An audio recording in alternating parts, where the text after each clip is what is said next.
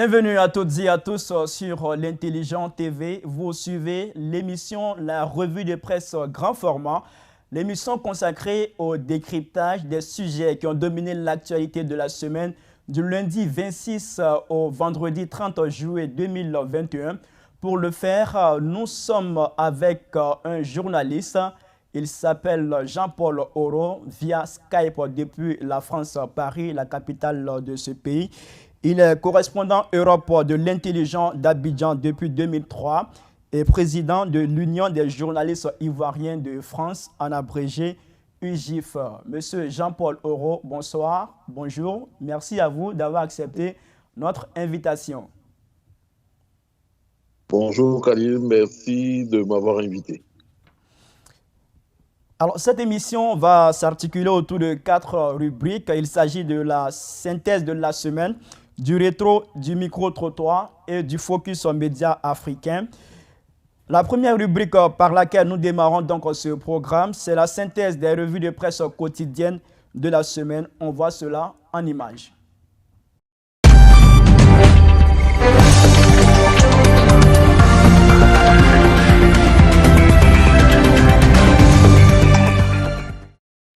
À la veille de cette rencontre, selon l'Inter, le président du FPI, Pascal Affi N'Guessan, supplie Ouattara Gbagbo Bédié de donner une chance à la paix et soutient que leur avenir politique est derrière eux.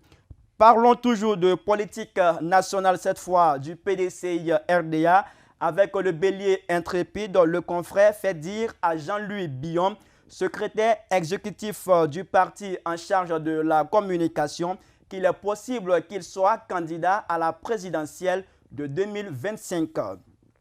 Selon l'expression, cette ambition affichée de Jean-Louis Billon est une défiance vis-à-vis du président du PDCI RDA, Henri Konan Bédié. Santé à présent avec Fraternité Matin, le quotidien revient sur l'inauguration du centre hospitalier régional de Daloa le samedi 24 juillet 2021 par le Premier ministre Patrick Hachi. 8 bâtiments rénovés et équipés, nous apprend Fraternité Matin. Afrique sur 7 établit un lien entre la nomination de Cissé Ibrahim Bakongo au poste de ministre conseiller spécial chargé des affaires politiques et la rencontre Ouattara-Gbagbo, en laissant entendre que Ouattara appelle Bakongo à sa rescousse. Avec le rassemblement, on aborde les résultats du bac 2021 en Côte d'Ivoire, dont le taux national d'admis est de 29,24%. Nos confrères nous précisent que c'est la série C qui a cartonné. Pendant ce temps, le nouveau réveil parle de catastrophe de l'école ivoirienne sous le RHDP au regard du taux national d'admis qui, je rappelle, est de 29,24%. Notre voix, de son côté, est plus intéressée par le taux d'échec. Le quotidien écrit bac 2021, un taux d'échec de 70,76%.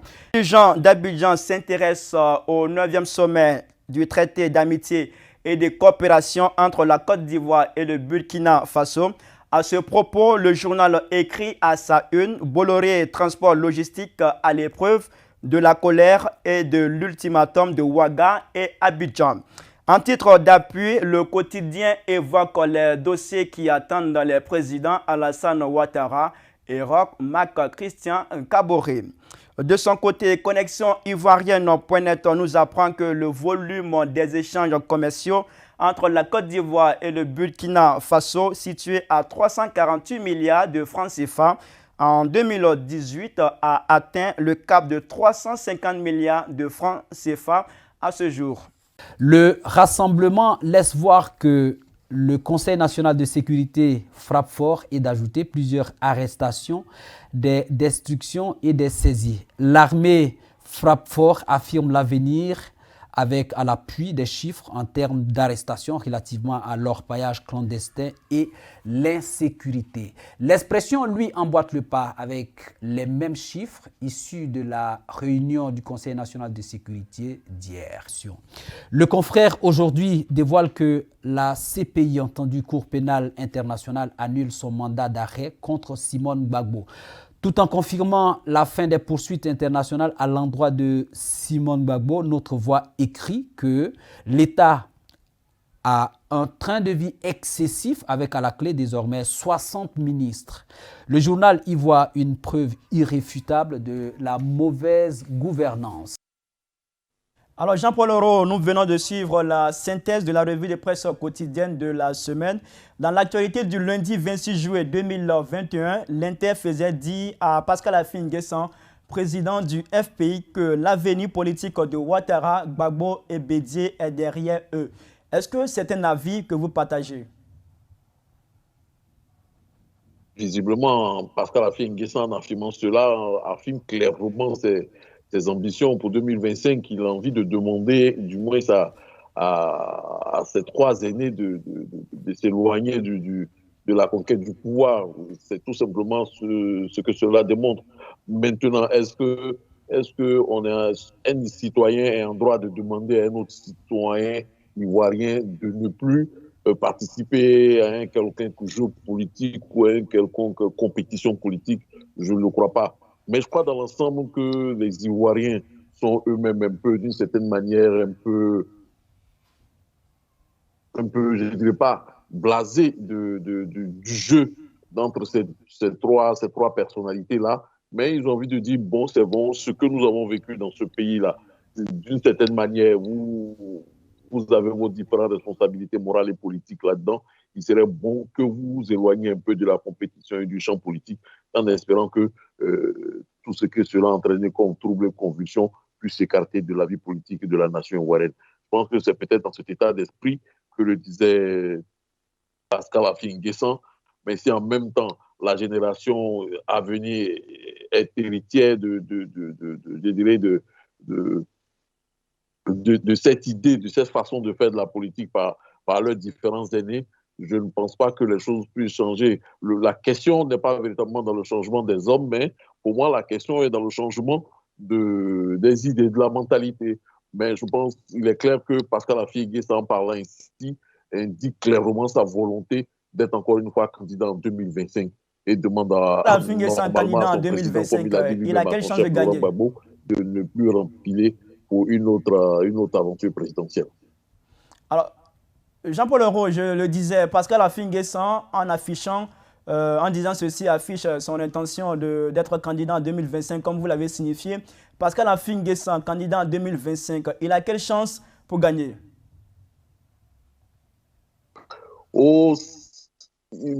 Ça serait un peu précoce aujourd'hui de faire des pronostics pour un probable candidat, pour des candidats pour 2025. Mais il faut reconnaître que Pascal Affi N'Guessan, au sein du FPI, était l'un des meilleurs. Après, Laurent Gbagbo était l'un des meilleurs. Maintenant, aujourd'hui, il y a eu 10 ans qui sont écoulés. Il y a eu beaucoup de choses qui se sont passées. Il y a eu la question de l'élection de 2015. Il y a eu le CNT de 2020.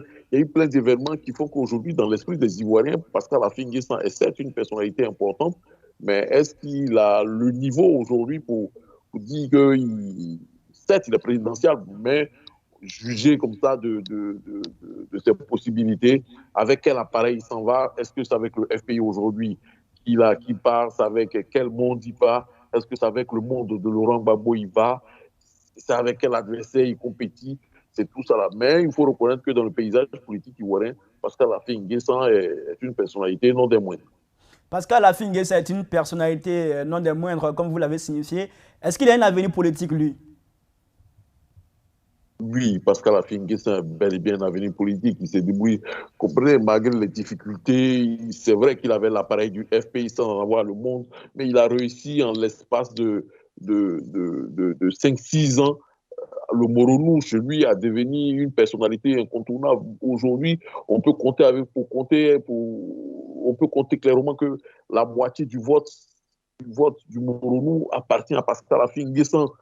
D'une certaine manière, on peut le dire sans embâche.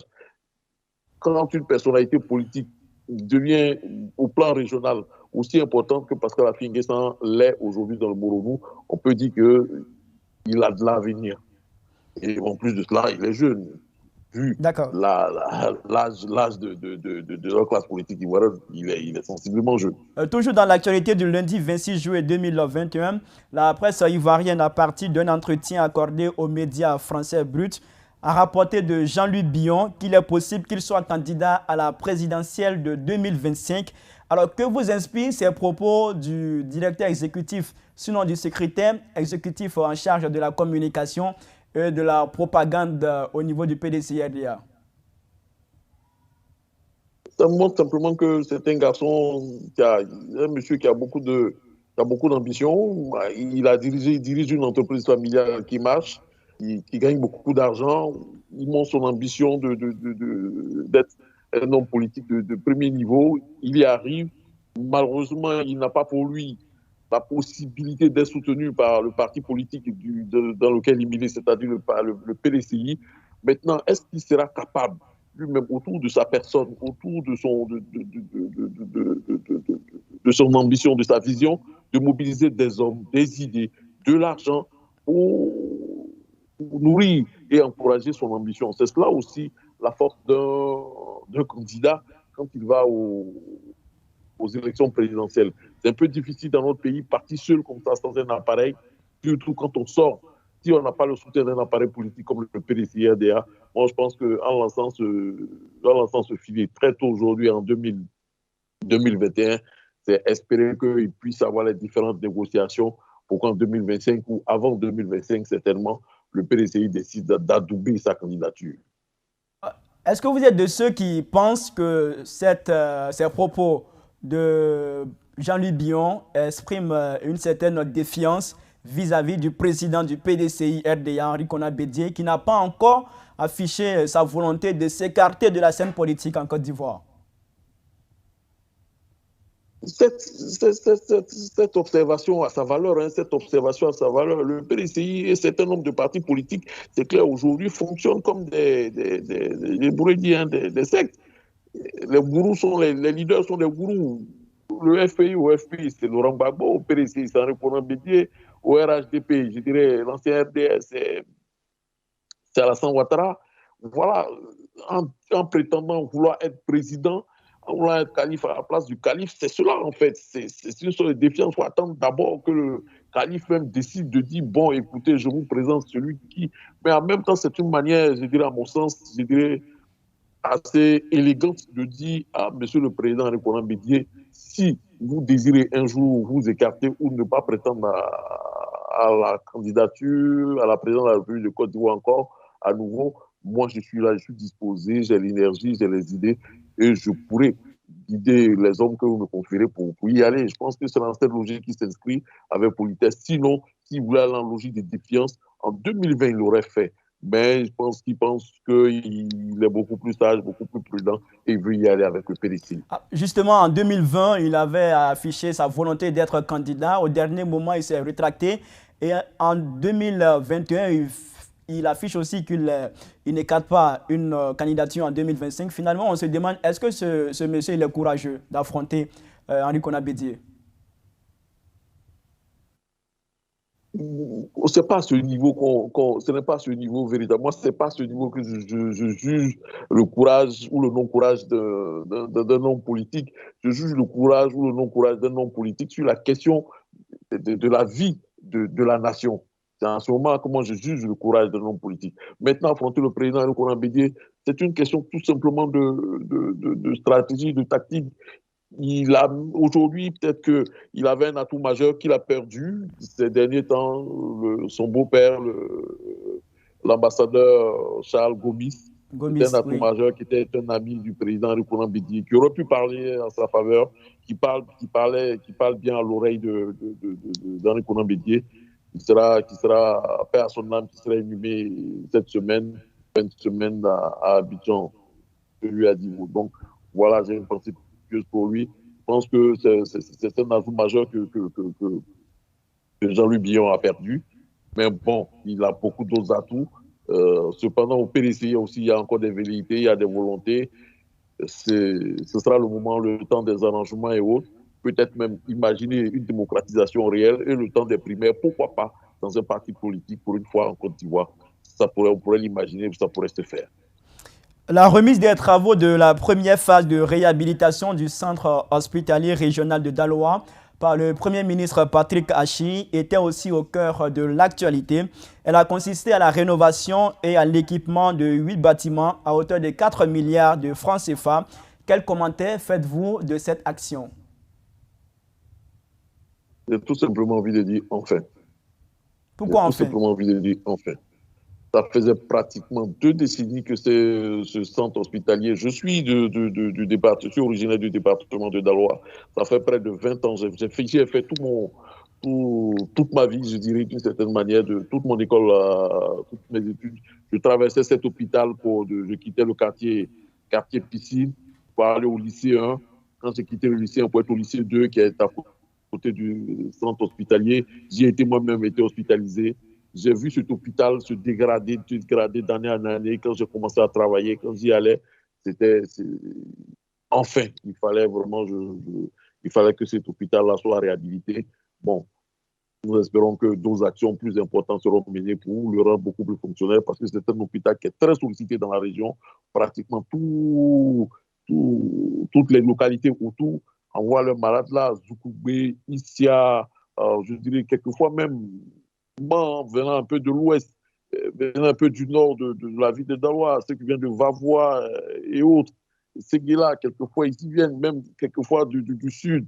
On a des gens qui viennent de Boisflé, qui viennent à l'hôpital. Donc, cet hôpital de CHR est au centre de plusieurs localités qui ont un besoin énorme en question de santé, et il avait besoin de cette réhabilitation, surtout au niveau du plateau technique. Il est nul, mais bon, heureusement qu'aujourd'hui les autorités publiques, les pouvoirs publics s'en sont saisis, et cette réhabilitation, moi je dis enfin, et puis en espérant que d'autres actions d'envergure seront menées pour que cet hôpital-là mérite le nom de centre hospitalier. Alors certes, vous vivez hors de la Côte d'Ivoire, mais vous êtes ivoirien. Quel est votre regard de façon générale sur le système sanitaire en Côte d'Ivoire? Oh, comme tout le monde, le système sanitaire, il y a un plateau technique qui laisse à désirer. Je dirais que le seul avantage et l'unique avantage que nous avons, mais qui est extraordinaire, c'est le personnel. Nous avons un personnel médical qui est fantastique. Quand nous voyons aujourd'hui l'état de nos hôpitaux, et quand on imagine qu'il y a des malades qui rentrent dans ces hôpitaux-là, qui en sortent guéris, on se dit, mais ils font de la magie. C'est extraordinaire ce qu'ils font. Comment ils arrivent à pratiquer de la médecine dans de telles conditions? Comment on arrive à pratiquer de la médecine dans de telles conditions? Quand on arrive dans nos centres hospitaliers, dans nos CHU, on trouve des urgences dans un état délabré, aussi sale, des toilettes inexistantes. On se dit, mais c'est pas possible quand on traverse. J'ai l'occasion, moi, ici en France, de fréquenter un certain nombre d'associations d'Ivoiriens qui apportent des soutiens à leurs hôpitaux de leur localité. Quand ils présentent les photos de ces hôpitaux-là auxquels ils apportent des soutiens en termes de matériel médical, de médicaments de premier secours, c'est-à-dire sparadrap, paracétamol et autres, on se dit, mais comment on peut rentrer dans un tel hôpital et sortir en bonne santé? Mais heureusement, ça arrive. Et moi, je dis ça, c'est par la force et la maestria de nos médecins, de nos praticiens sur le terrain. Ceux-là, tant qu'on ne les accompagnera pas avec le matériel adéquat, bon, ils ne pourront pas aller au-delà de leurs possibilités. Donc, pour moi, je pense que nous avons un avantage. Nous avons des médecins de qualité qui produisent des efforts énormes, qui arrivent à soigner des Ivoiriens dans de telles conditions. Ils sont à féliciter, ils sont à saluer, mais cela doit être encouragé par un plateau technique, voilà, à ce niveau. C'est bien noté. Après avoir quitté le gouvernement ivoirien, Cissé Bakongo a signé son retour depuis le lundi 26 juillet 2021, suite à sa nomination par le chef de l'État Alassane Ouattara. En qualité de ministre conseiller spécial chargé des affaires politiques, comment jugez-vous ce retour de Cissé Bakongo au sein du gouvernement ivoirien? Bon, j'ai un ami en rien, il disait, bon, écoutez, lui, il se rend compte il a commencé à se rendre compte que Ouattara manque de président, Ouattara manque de personnel politique. Il se rend compte qu'il manque de personnel politique. Il fait revenir le ministre Bakongo. Mais en fait, le ministre Bakongo a cette équation particulière de pouvoir parler à tout le monde, et comme on dit, à pouvoir parler à tous les camps. Il a ce flegme-là naturel qui, au-delà du RHDP, au-delà de sa propre famille politique, il a des amitiés qui, malgré les convulsions que la Côte d'Ivoire a connues, il a su les conserver. Il a su les conserver et les nourrir, les entretenir. Et je pense que c'est parce que le président Alassane Ouattara connaît cet aspect de cette personnalité-là qu'il a appelé auprès de lui. Je pense que dans cette décidément, la lecture que je fais de l'action du président Alassane Ouattara, ce que je me dis, le président Alassane Ouattara sort de sa logique de bâtisseur. Il s'est dit, bon, j'ai fini de construire les ponts, j'ai fini de construire les routes. Maintenant, ce qui me reste maintenant, c'est de construire une nation. Et il se dit, il y a des gens, ces ouvriers-là, qui sont utiles à cela, qui savent mettre les ponts entre les peuples, qui savent mettre les ponts entre les hommes. Des gens comme les Bakongo, qui, malgré comme on dit, odeur de leur parti politique sur eux, ils savent parler, ils savent manger avec les autres qui sont ailleurs. Et ça, je pense que ça joue à sa faveur. Et je pense que le président Alassane Ouattara, en engageant cet ancien collaborateur auprès de lui, c'est certainement pour régler un certain nombre de ces questions. Le président Alassane Ouattara s'engage véritablement maintenant dans une action, je dirais, politique au sens propre de la chose pour le reste de son mandat. Le gouvernement ivoirien est désormais composé de 60 membres et le journal Notre Voix y voit une preuve de mauvaise gouvernance de la part du régime Ouattara. Est-ce que ce nombre, pour vous, est-ce qu'il n'est pas justifié? Justifié pour quelle raison? Pour moi, je partage l'avis du journal. C'est 60 ministres pour un pays comme la Côte d'Ivoire qui sort de 10 années de crise. Nous avons à peine sorti la tête il y a quelques années. Un gouvernement de 60 ministres. Il faut imaginer leur traitement, il faut imaginer leur cabinet. Par mois, ça coûte cher à l'État. Franchement, ça coûte cher à l'État et ça, ce n'est pas mal lu, ce n'est pas mal observé. C'est vrai qu'on ne pourra pas, mais il y a des ministères qu'on peut épargner, qu'on peut se laisser tomber. C'est pas, Quel ministère, par exemple? Bakongo et Kakabe au ministère de la Réconciliation peuvent se retrouver en ministère et en secrétariat d'État, simplement, ou en secrétariat national, simplement. Et puis voilà, il y a des possibilités de régler les choses de cette sorte.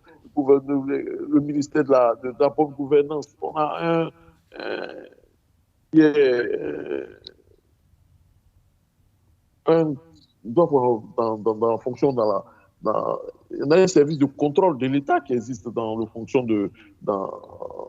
l'organigramme de l'État de Côte d'Ivoire. Ça existe, ça sert à quoi encore un ministère pour le contrôle de la bonne gouvernance? Il suffit de donner les outils, les moyens à cet outil de contrôle de la gestion de nos finances et de nos structures étatiques. Et puis voilà, les choses vont se faire. Il y a plein de choses qui sont en doublon, d'autres choses qui sont en triplette. Tout ça, ça ne sert à rien. Bon, c'est tout ça qui alourdit un peu, je dirais, l'enveloppe de la vie du train de vie du gouvernement, qui fait que ce journal a fait cette lecture pour dire que c'est un élément de mauvaise gouvernance. Moi, j'approuve cela. Alors, on va parler à présent des résultats du bac session 2021. Le taux national d'admis est de 29,24% contre 40,08% en 2020, soit un recul de 10,84 points. Avec ces résultats, peut-on parler de catastrophe de l'école ivoirienne, comme indiqué par le Nouveau Réveil dans sa parution du mercredi 28 juillet 2021? Malheureusement, il y a bien longtemps que l'école ivoirienne est en difficulté. Il y a bien longtemps que l'école ivoirienne est en difficulté. On essaie de la débaucher de temps en temps et puis on avance. Il y a bien longtemps que l'école est dans des situations difficiles. Il faudra qu'on s'asseye. J'espère que cette énième ces énièmes états généraux de l'éducation nationale vont permettre de tirer les bonnes leçons pour qu'on puisse mettre notre école sur pied et puis trouver une vraie vision, une vraie vocation à notre système éducatif. Ça sert à quoi aujourd'hui de mettre un enfant à l'école en Côte d'Ivoire? Si ça sert juste pour trouver du boulot, OK. Ou bien si ça sert à former un citoyen, voilà, il faut qu'on définisse en réalité ce à quoi va servir notre école, notre système éducatif. C'est tout ce ensemble-là qui va véritablement faire de notre école quelque chose d'intéressant. Sinon, nous, je me rappelle, nous aujourd'hui qui sommes cinquantenaires, nous allions à l'école juste pour avoir un diplôme et aller travailler. Mais aujourd'hui, est-ce qu'on va juste à l'école pour avoir un diplôme et travailler? Est-ce que l'école est censée former un diplômé pour un boulot, pour un poste, pour ceci ou cela? Est-ce que l'école n'a pas vocation à former des citoyens? Moi, je pense que c'est tout cet ensemble-là qu'il faudra prendre en compte, tous ces paramètres qu'il faudra prendre en compte et régler peut-être les questions essentielles liées à l'éducation nationale. Alors, la semaine a aussi été marquée par le 9e sommet du traité d'amitié et de coopération entre la Côte d'Ivoire et le Burkina Faso. En marge de ce sommet, nous avons appris par la presse que le volume des échanges commerciaux entre ces deux pays, situé à 348 milliards en 2018, a atteint le cap de 350 milliards de francs CFA à ce jour. Pour vous, qu'est-ce qui a pu favoriser cela et que gagnent les deux États avec ces chiffres? Les relations entre la Côte d'Ivoire et le Burkina, moi je pense que la question des chiffres compte peu. C'est vrai, c'est intéressant, vu le volume d'échanges, c'est super important, mais pour moi, on doit se situer sur la question de l'histoire de ces deux pays, de l'histoire de ces deux nations, de l'histoire des hommes qui constituent ces pays-là. Quand on arrivera à faire de ces deux pays-là véritablement deux nations amies, qui auront pour arriver, ces deux pays ont des richesses, des talents différents qui pourront, mis les uns dans les autres, faire des choses extraordinaires, mieux que ces 350 milliards dont on parle en termes de volume de chiffre d'affaires. Je pense qu'on pourra aller au-delà. Aujourd'hui, nous y sommes. Certainement, il y aura beaucoup plus tard, mais les pays doivent jouer sur la question de la relation entre les hommes, entre les différents peuples qui constituent la Côte d'Ivoire et qui constituent le Burkina Faso. Alors, quand on sera arrivé à cela, parce qu'on sait qu'aujourd'hui, sur la question des crises qui sont arrivées en Côte d'Ivoire et au Burkina, ces deux pays sont chaque fois accusés l'un ou l'autre. Chaque fois qu'il y a eu des crises, je parle dans l'histoire depuis longtemps, depuis les années 60, quand on parlait des crises de coups d'État au Burkina ou en Volta à l'époque, c'était la Côte d'Ivoire qui était accusée. Aujourd'hui, quand on parle des crises en Côte d'Ivoire, c'est le Burkina qui est accusé. Il y a une longue histoire entre ces deux peuples-là. Il serait intéressant que ces deux nations, les autorités, les pouvoirs publics qui travaillent véritablement à ce que les peuples et les nations de ces deux pays-là puissent s'entendre, puissent travailler, ces deux peuples puissent travailler. Comme aujourd'hui, ça ressemblait à voir les peuples français et les peuples allemands aujourd'hui ici en Europe, sans cette, je dirais, je sais pas comment on appelle ça, le ministre Barnier aimait utiliser cette expression, ce tandem européen qui était la France, qui est la France et l'Allemagne, ce qui fait fonctionner l'Europe. Le tandem Burkina-Côte d'Ivoire ferait fonctionner extraordinairement l'Afrique de l'Ouest. On l'espère bien. Alors, dans l'actualité du vendredi 30 juillet 2021, dans la presse ivoirienne, il nous a été donné de constater que la CPI a annulé son mandat d'arrêt international contre Simone Gbagbo. Et quelles sont les raisons qui ont pu bien pousser cette juridiction à prendre cette décision? Oh, pour moi, il est clair, hein, dans le dossier, ça aurait été pratiquement le même dossier. C'est justement parce que c'était le même dossier dans la situation ivoirienne, le dossier Laurent Gbagbo, le dossier Charles de Goudet et le dossier Simone et Yves Gbagbo, que l'ancien procureur Fatou Bensouda voulait forcément avoir Simone Gbagbo pour ne pas avoir à faire autre chose, un autre truc, avoir constitué un autre dossier.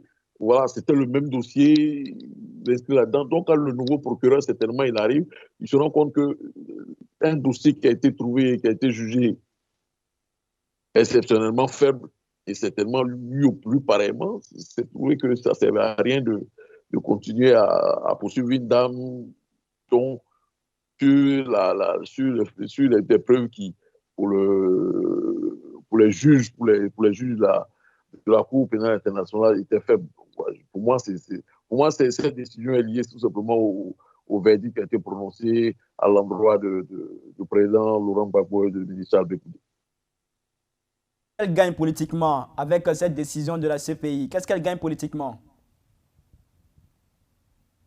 Oh, mais ce que Simone Gbagbo gagne politiquement, je dis, c'est d'abord, en tant que civilement, elle gagne aujourd'hui la possibilité, la liberté de se déplacer, de partir là où elle veut librement, rencontrer des gens, voyager, se reposer, respirer, se soigner, faire plein de choses comme tout le monde aujourd'hui. Elle gagne cela. Et sinon, en termes de gain politique, ça ne changerait au plan national. Ses partisans n'ont jamais imaginé un seul instant qu'elle pouvait être responsable de ce qu'on lui reprochait. Ses partisans n'ont jamais imaginé sur l'instant cela.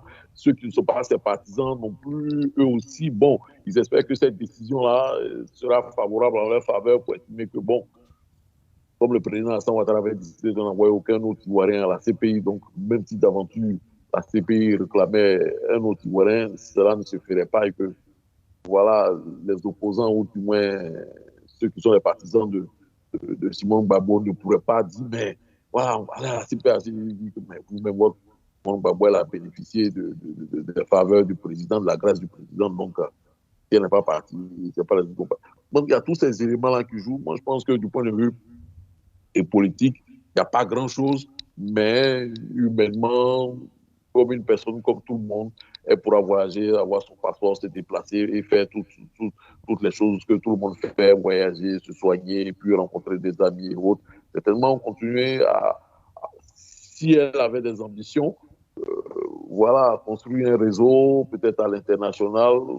Aujourd'hui, elle a pour elle un fabuleux symbole de ralliement autour de ce pagne qu'on appelle Simone Yves Capable. C'est extraordinaire de voir que des femmes ont réussi à se rassembler, des femmes autour de cette étoffe-là, qui en réalité symbolise l'attachement qu'ils ont, ou du moins qu'elles ont derrière Simone Gbagbo. Et ce ne sont pas uniquement des femmes. Si ce mouvement se transforme en mouvement citoyen, ça pourrait être pour elle un avantage considérable au sein de sa famille politique, le FPI, et certainement même, je dirais, au sein de la classe politique ivoirienne dans son ensemble. Alors, Jean-Paul Oro, nous allons aborder à présent la rubrique rétro de cette émission. La semaine passée, notre invité était Bansé Alexis Douandé, journaliste et cofondateur et promoteur du site d'information connexioivoirienne.net. Nous lui avons posé ces questions. Pourquoi, malgré son acquittement par la CPI, Charles Blé Goudé n'est pas encore rentré en Côte d'Ivoire? Est-ce une stratégie politique de sa part pour ne pas faire ombrage à sa personne s'il arrivait avec son mentor Laurent Gbagbo? On écoute ensemble ses réponses et après, on en parle.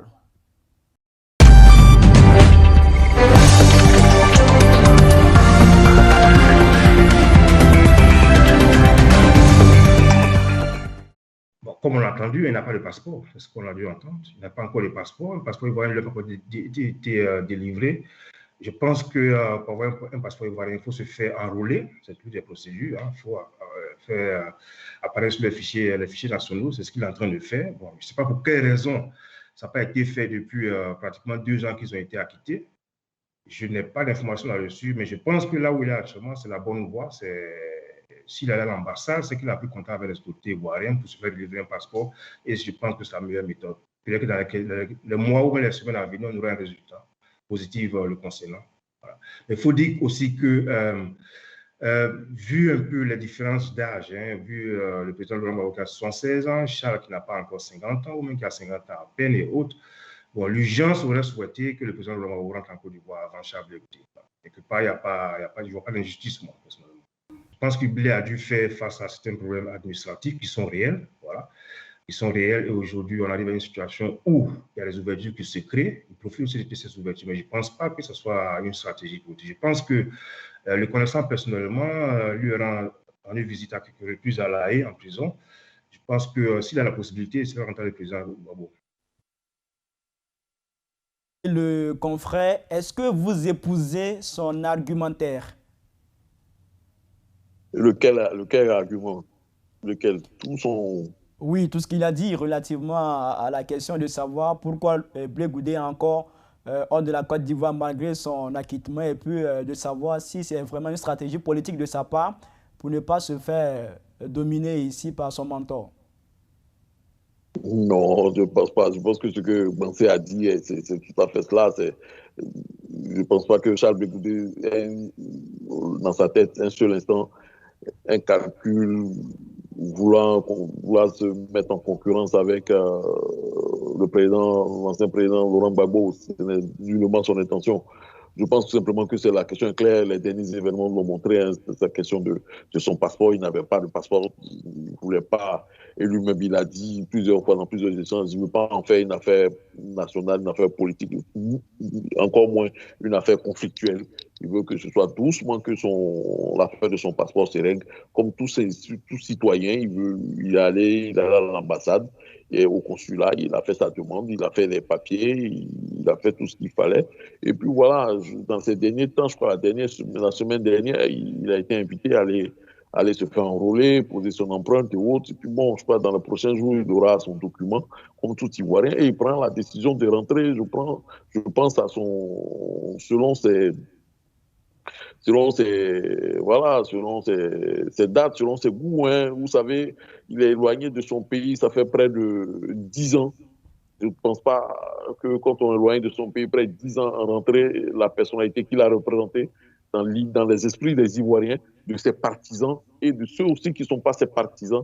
Donc, il y a toutes ces questions qu'il faut qu'il règle, parce que ceux qui ne sont pas ses partisans, au-delà de la question de son acquittement, certains le perçoivent encore comme certainement celui qui a instigé un certain nombre de choses. Donc, il y a la question de sa sécurité, il y a la question de là où il dort, il y a la question de comment il règle la question de sa survie, de quoi il vit, comment il mange, tout ça. Moi, je pense que ce sont ces différentes questions auxquelles lui-même il va répondre en revenant. Il avait une entreprise qui était leader communication, si je ne m'abuse. Voilà, c'est toutes ces questions peut-être qu'il va régler certainement avant de rentrer, ou voilà, lui, il verra. Donc, je pense que c'est tous ces éléments. Il est différent quand les gens quand ils parlent du cas de Laurent Gbagbo, ils mêlent ça à celui de Charles Blé Goudé. Justement, parlant de Laurent Gbagbo et Ouattara se sont rencontrés. Est-ce que cette rencontre pourrait faciliter le retour, sinon précipiter ce retour de Charles Blé Goudé en Côte d'Ivoire? Le retour de Charles Blé Goudé n'a pas besoin d'être précipité, à mon sens. Il n'a pas besoin d'être précipité. Ce qui était le plus important en Côte d'Ivoire, c'était que le président Laurent Gbagbo rentre. Il se rencontre, que lui et le président Alassane Ouattara se parlent. Ils se sont parlé, mais pourquoi le retour de Charles Blé Goudé en Côte d'Ivoire n'a pas besoin d'être précipité, selon vous? Il n'a pas besoin d'être précipité. Pourquoi? Il rentrera, moi je juge en son temps. Ça n'a pas besoin d'être précipité. Il n'y a pas d'urgence. Il n'y a pas d'urgence en termes pour dire que je ne pense pas qu'il soit intéressé par une question, je dirais, élective. Voilà, il n'est pas intéressé par une question, en tout cas j'ai l'occasion de parler avec lui souvent, donc il n'est pas intéressé par une question élective, il est plutôt dans une action de... Et c'est ce qu'il vous a dit, il n'est pas intéressé par la présidentielle de 2025? Personnellement, ce n'est pas une urgence, on est en 2021, c'est 4 ans. Il n'y a pas d'urgence pour l'instant. Pour qu'il puisse rentrer maintenant, il faut que je rentre, il n'y a pas d'urgence à ce niveau. Et même si 2025 était une perspective pour lui, ce serait une perspective si le président Laurent Gbagbo le lui permet ou le lui autorise. Voilà la démarche dans laquelle il est. D'accord. Tant que le président Laurent Gbagbo est encore dans le champ politique, dans l'action politique, lui, il sera toujours son second, son officier, son lieutenant. C'est bien compris. Nous arrivons à la rubrique suivante de cette émission, à savoir le micro-trottoir qui s'intéresse au sujet qui a retenu notre attention cette semaine. Il s'agit de la rencontre Ouattara-Gbagbo du mardi 27 juillet 2021 au palais présidentiel Abidjan Plateau. Après cette rencontre, que retient-on? Nous avons posé cette question à quelques personnes dans des communes d'Abidjan. Voici les réponses.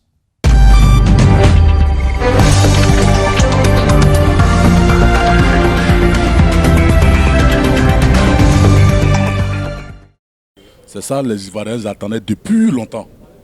Cette histoire de l'AELA même ne devait même pas aller à la CPI, quoi. C'était moi, Ouattara, j'ai gardé Gbagbo ici, on fait les accolades, tout le monde reste tranquille. Bon, maintenant, cette initiative est revenue. Il dit, alléluia, Dieu merci. Cette initiative-là, d'abord, est venue, comme on appelle, pour libérer les prisonniers politiques. Mais ça, c'est un ouf de soulagement. Actuellement, la population est contente. Tout le monde est content qu'ils vont libérer tout le monde. Vraiment, je salue cette initiative-là. Voilà, bravo à les deux, que vraiment la Côte d'Ivoire est libre, que vive la Côte d'Ivoire. Parce que nous, on n'arrive pas à manger. Donc déjà, on ne veut pas qu'on nous emmène avec des histoires de réconciliation à deux balles façon. Là. Soit c'est sincère, soit c'est pas sincère, puis on évolue. Il faut que tout résume à l'évolution de la Côte d'Ivoire, au fait. Voilà, le marché est très cher aujourd'hui. Donc quand c'est cher, là, ils n'ont qu'à plus se concentrer sur la cherté et puis bon, la vie sociale des Ivoiriens que sur les tralala. C'est ce qui nous importe, au fait. Voilà, ça pour nous, c'est le plus important. Je voulais vraiment que ce que le président Laurent Gbagbo a dit, vu qu'on libère les prisonniers. Franchement dit, il faut qu'il y ait la paix aussi en Côte d'Ivoire. La paix, si vraiment, parce qu'il y a d'autres qui sont là-bas, qui sont innocents. Vous voyez un peu. Donc vraiment, ça va faire plaisir. Je trouve que c'est une bonne initiative dans la mesure et dans la seule mesure où cet entretien ou cette négociation sur la libération des prisonniers peut apporter la paix dans le pays. Il faudrait que les hommes que nous sommes, les citoyens de ce pays que nous sommes, nous espérons et nous aspirons à une paix, à une tranquillité de vivre comme il se doit. La vie est passagère pour tout le monde. Dès l'instant que nous sommes nés et que nous devons vivre là, que cette vie soit une vie de paix. Bon, je pense que c'est une bonne chose parce que c'est normal que le dessus puisse se rencontrer et puis nous donner l'exemple à nous autres aussi qui sont derrière pour les suivre. Parce que si le dessus n'est pas d'accord, je trouve que c'est un peu difficile. Tu vois. Donc leur rencontre, en tout cas, c'est très bon, c'est bien, c'est une bonne chose. À ma connaissance, je pense que c'est une bonne idée déjà. Parce que réconcilier les Ivoiriens, c'est le moment.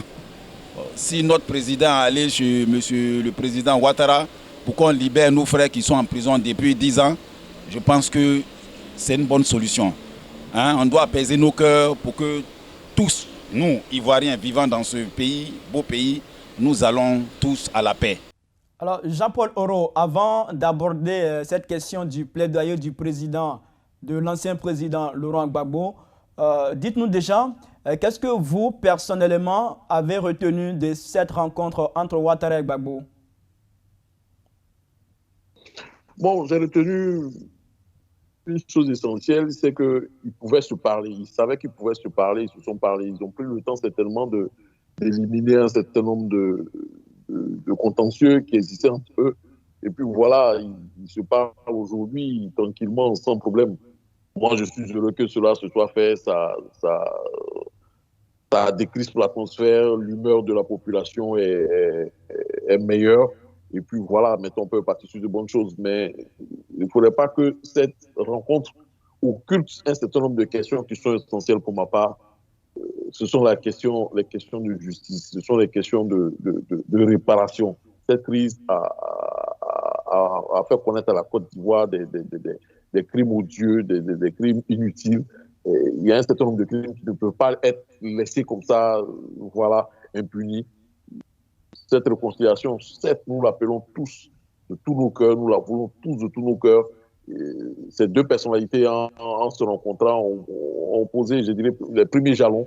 Mais au-delà, dans ce long processus qui a débuté ou qui vient d'être accéléré, il faudrait que la question de la justice passe par là. Alors, Jean-Paul Oro, vous parlez de la question de la justice. Est-ce que, en disant cela, vous êtes contre ce plaidoyer de Laurent Gbagbo qui demande au président Alassane Ouattara de libérer les prisonniers politiques. Non, les prisonniers liés à la crise ivoirienne de 2012, demander leur libération, ce n'est pas de l'impunité. Ils ont été jugés et condamnés a priori. Demander leur libération, c'est de la grâce présidentielle. Donc ceux-là, au moins d'une certaine manière, on connaît les crimes qu'ils ont commis selon la justice ivoirienne. On connaît les crimes qu'ils ont commis. Voilà pourquoi ils ont été jugés et condamnés. On demande une grâce présidentielle certainement ou une amnistie pour qu'ils soient libérés. Pour les autres, il faudrait qu'on le sache. Il y a des questions qui sont liées au foncier rural. Dans nos villages, des villages ont disparu dans l'ouest de la Côte d'Ivoire. Dans certaines régions, certaines personnes aujourd'hui ont été, je dirais, expropriées. Toutes ces questions-là doivent passer par la justice. Alors, Jean-Paul Leroux, vous affirmez que libérer ces prisonniers politiques, ce n'est pas de l'impunité. Pourtant, pour le président du collectif des victimes des crises en Côte d'Ivoire, Issaka Diaby, c'est de l'impunité qu'on laisse développer en Côte d'Ivoire en demandant au président de libérer ses prisonniers. Ce qui me gêne chez ce monsieur, c'est sa justice à géométrie variable. C'est ce qui me gêne chez lui. Sinon, s'il reste dans le fond de sa pensée, il prend toutes les victimes dans ce pays qui ont perdu leur maison, aujourd'hui qui se retrouvent en exil. Mais ces personnes-là, quand elles reviennent, la question de leur réparation dont parle Issaka Diaby est importante. Ils sont partis, ils ont perdu leur maison, ils sont partis, ils sont exilés, ils ont une petite maison, pas grand-chose. C'est peut-être à Yopougon-Sikoji. Ils ont perdu bien quelque part. Ils ont perdu tout ça. Comment celui-là, on le prend en charge dans son retour d'exil? Comment est-ce qu'il est pris en charge? On a vu la question de la CDVR, on a vu la CONARIB, on a vu autre, mais aujourd'hui, toutes ces questions ne sont pas réglées. Donc, ici à Diaby, on n'a qu'à insérer ou intégrer ces questions ou ces préoccupations dans le processus de réconciliation et de réparation, d'indemnisation des victimes de Côte d'Ivoire. Et ensemble, ça va se régler. Mais il ne faudrait pas qu'il fasse son petit business à côté. Quand ça chauffe, il sort, il fait son bruit, on lui donne un peu d'argent, il va quitter devant les gens. Non, ce genre de petits broutages, escroqueries et autres là, on n'en a pas besoin. C'est ce qui est gênant avec lui.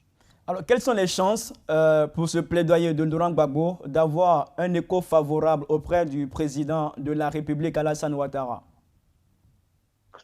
Oh, les chances sont importantes, elles sont quasiment à 100% de réussite, parce que le président de la République est dans une étape d'esprit favorable pour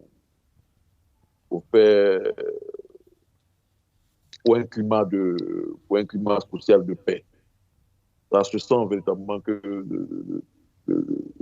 y a une volonté réelle du président de la République d'aller à la paix dans ce pays, d'aller à la paix des cœurs, à la paix des esprits. Je pense que cette rencontre-là va accélérer le processus et il lentille des bénéfices et il lentille des dividendes. Sa cote de sympathie a augmenté même auprès de certains mecs qui n'étaient pas ses partisans. Donc, je pense que tout ça lui est d'une certaine façon un peu favorable.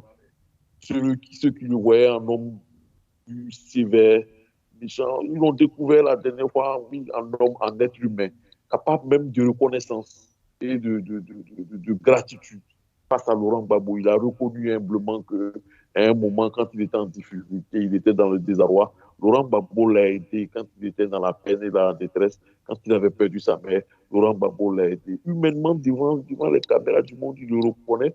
Moi, je pense que quand un homme de sa carrière, de son rang, se met à ce niveau-là, c'est qu'il est disposé intérieurement à des actions humaines.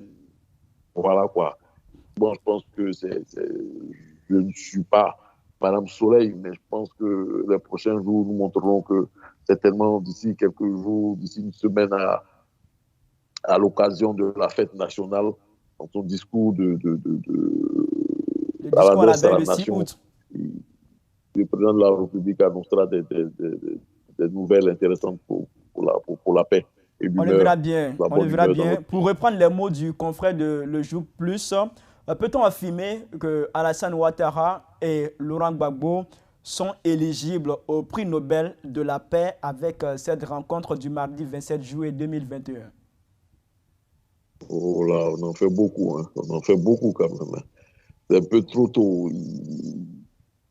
Dit cela, c'est comme le prix Nobel de Barack Obama, quoi. C'est-à-dire, il n'a rien dit encore, juste eu des effets d'annonce, on donne le prix. Non. Ils n'ont encore rien fait. Les jours sont, et qu'est-ce qu'il devrait faire, à votre avis, pour qu'il soit éligible à ce prix? Justement, au-delà de cette rencontre, ce qu'ils devraient faire, c'est cela, c'est ce qu'ils ont commencé, c'est ce qu'ils ont entrepris. Chacun allait parler à leurs différents partisans, leur dire que c'est fini, il n'y a plus de palabres, laissez tomber. Notre pays, là, inscrivons-nous dans une logique de paix. La politique, on doit la faire différemment. La conquête du pouvoir, là, c'est terminé. Quels sont les pistolets, de machettes, tout ça, là, c'est terminé. On conquiert le pouvoir par les yeux. Voilà, demain, là, quand on va dire ceci ou cela, quelqu'un va t'appeler pour aller prendre machette ou un pistolet pour tuer ton frère, laissez tomber. Moi, aujourd'hui, Laurent Gbagbo, moi, Alassane Ouattara, moi, Henri Konan Bédié, je m'engage à cela. Quand ces trois personnalités fortes de notre pays, on va appeler les différents partisans à cela et qu'on va les voir en train de se parler assez souvent à un certain nombre de séquences. Moi, je serais heureux de voir Laurent Gbagbo, Henri Konan Bédié et Alassane Ouattara à la garden party du 7 août prochain au palais présidentiel. Vous y croyez une rencontre Ouattara, Gbagbo, Bédié le 7 août au palais présidentiel à l'occasion de la fête nationale comme l'a souhaité Jean Bonnet? Moi, franchement, j'y rêve. Je l'espère. J'espère que ça va se faire. Et quelle suite peut-on envisager de cette rencontre pour la Côte d'Ivoire? Mais justement, vous savez, ce genre d'image, ce genre d'image, ce genre d'instantané apporte des messages subliminaux aux populations. On voit que, mais on est en train de se battre là, on est en train de se faire ceci là. Mais ces gens-là, ils se parlent. Ces gens-là, ils mangent ensemble. Ces gens-là, ils font tching-tching, ils se partagent les verres. Ces gens-là, ils se sourient, ils se sentent des coups de fil. Ils parlent de leurs enfants, de leurs petits-enfants ensemble. Mais pourquoi nous, les Ivoiriens, les citoyens qui sont en bas à côté, on n'en ferait pas autant?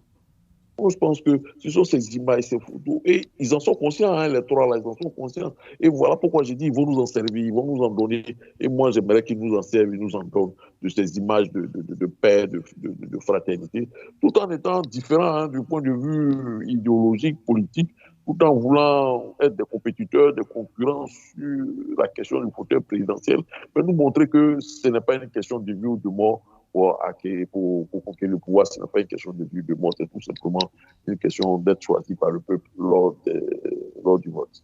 Alors, on croise le doigt, on espère que ces trois personnalités politiques seront ensemble le 7 août 2021 à l'occasion de la fête nationale de l'indépendance. On en vient maintenant au focus média africain. C'est le Cameroun qui nous intéresse cette semaine. Découvrons l'actualité de ce pays dans la revue de presse commentée ici par Sarah Diko.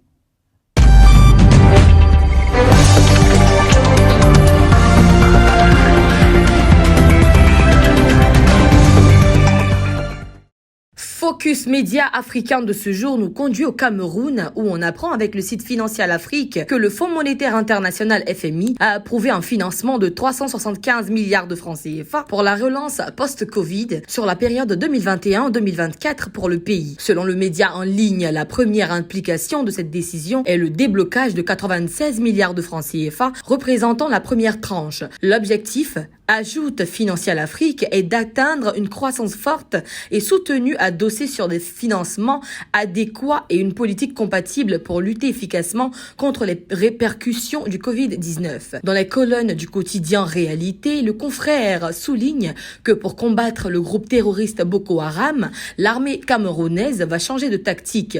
Le journal tient cette information du ministre de la Défense, Joseph Assomo, qui, au cours d'une rencontre spéciale ce jeudi 29 juillet 2021, a fait savoir les hautes instructions du chef de l'État, Paul Biya, aux soldats soldats au front dans l'extrême nord du Cameroun. Le ministre leur a demandé d'aller très vite, avec beaucoup plus d'efficacité et d'instantanéité dans les réactions, ajoute le journal Réalité. De son côté, le journal L'Essor indique que de nombreux Camerounais sont portés disparus à Dubaï, conséquence de règlement de compte aux Émirats Arabes Unis entre Arabes et ressortissants africains. Se voulant plus explicite, le confrère précise que ces affrontements font suite à une mort mystérieuse d'une famille arabe et qui avait pour ménagère une Nigériane. Continuant, il affirme que le sentiment anti-africain a pris corps principalement pour deux pays, à savoir le Nigeria et le Cameroun. Car, dit-on, la domestique d'origine nigériane et ayant pour époux un Camerounais serait à l'origine de ces assassinats. Selon Cameroun Web, dans une alerte lancée ce vendredi 30 juillet 2021, le député Abba Halim, vice-président de l'Assemblée nationale du Cameroun, est accusé de vouloir s'approprier un terrain de 3 hectares à l'entrée de Nagaoundéré et appartenant à Amadou Gambo. Le site rapporte du lanceur de l'alerte que ce n'est pas la première fois que le député Abba Halim est impliqué dans une affaire de ce genre. La dernière fois, c'était le terrain de Aboubakar Sidiki à Bamianga qu'il avait arraché, ajoute Cameroun Web du lanceur de l'alerte, Boris Berthold. On finit ce focus média africain au Cameroun avec Cameroun Tribune qui s'intéresse principalement à la Coupe d'Afrique des Nations 2021 prévue au Cameroun. Le confrère nous apprend que le tirage au sort de cette compétition se fera le 17 août 2021. L'information a été révélée par le ministre des Sports et de l'Éducation physique, Narcisse Mouel Kombi, au terme d'une réunion d'évaluation présidée par le Premier ministre, chef du gouvernement, Joseph Dian Nguté, précise le journal. C'est tout pour Focus Média africain de ce jour. À la semaine prochaine. En attendant la semaine prochaine, Jean-Paul Euro, quels commentaires faites-vous de ces informations que vous avez entendues dans cet élément vidéo?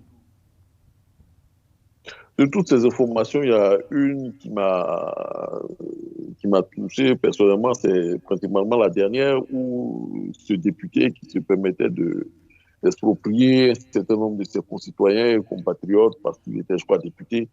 Voilà, c'est ça le malheur de nos pays.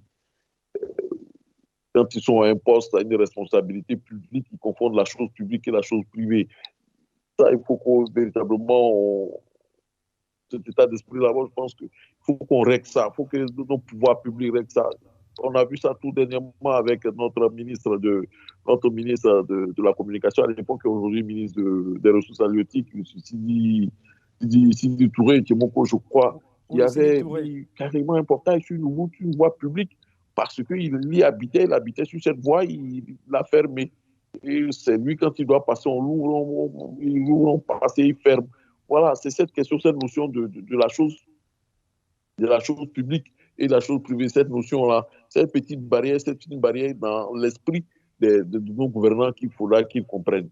Bon, pour le reste, le Cameroun est ce fabuleux pays que j'aime, une forte société civile, mais malheureusement une classe politique, surtout une opposition très faible. Votre mot de la fin? Tout simplement, merci de m'avoir invité. Ça a été d'agréables expériences avec l'Intelligence TV. Et puis, vous encourager à continuer dans ce sens, d'avoir des interviews, d'avoir des invités pour ensemble décrypter l'actualité africaine et ivoirienne. Et puis, tout simplement dire à la Côte d'Ivoire et aux Africains que, voilà quoi, il y a tout chez nous, c'est possible, tout est possible. Il ne faut pas désespérer de notre continent, il ne faut pas désespérer de nous-mêmes, ne désespérons pas de notre jeunesse. Nous y arriverons. Alors, merci beaucoup à vous, Jean-Paul Euro. Merci d'avoir accepté notre invitation.